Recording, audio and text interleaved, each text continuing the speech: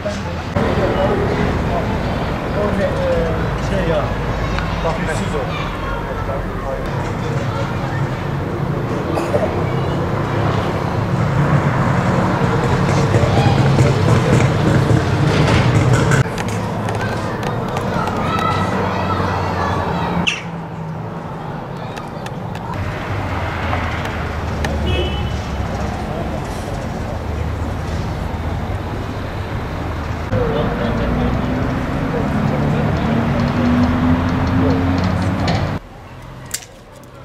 Buyur abi, incil hangisi? Şu önündekiler.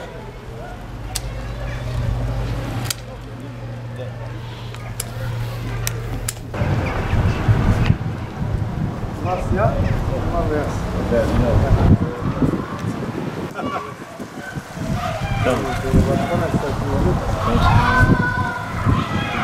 Böyle dolaş, bak.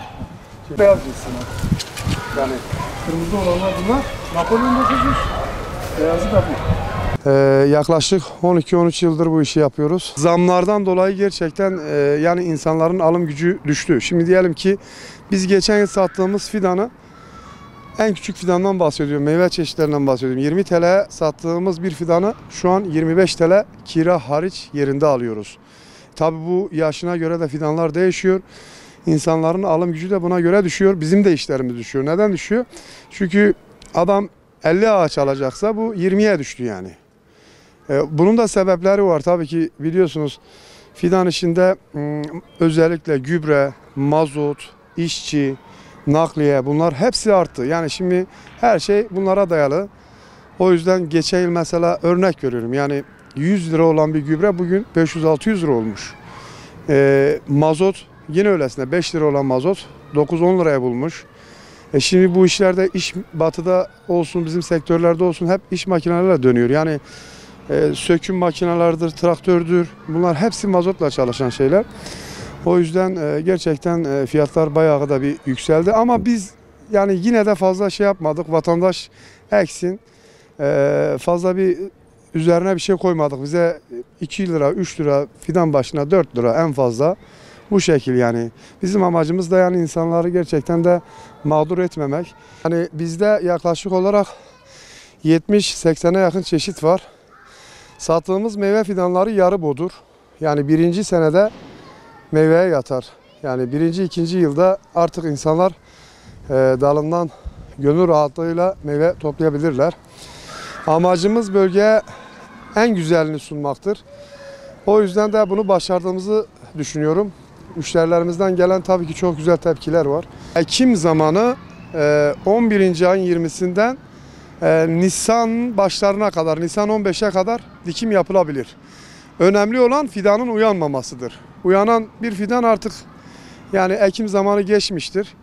O fidan da sağlıklı olmaz. Tabii ki tüplü fidanlarımız var. Tüplü için o şeyi söyleyemeyiz. Sene 12 ay boyunca yazında bile dikilebilir. Tabii ki batıda yazında fidan satılıyor.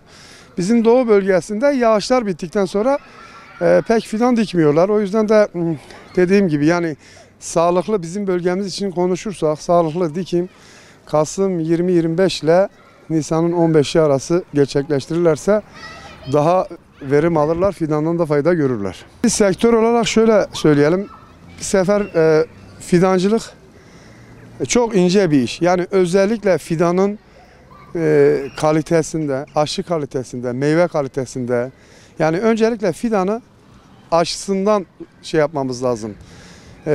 Cins aşıları vurmamız lazım. Bizi zora sokan şeylerden birisi ne? Şimdi dikim hataları oluyor. Dikim hatalarında da biz tabii ki tarif ediyoruz. Yani işte fidan bu şekil dikilir. İşte aşı yerleri dışarıda kalır. Bunlar hep insanlara anlatabileceğimiz şeylerdir. Tabii ki fidanı diktikten sonra da bitmiyor. Fidanın çok özellikli bakımları var. Yani fidana tabii ki birinci yılında gübre pek verilmez.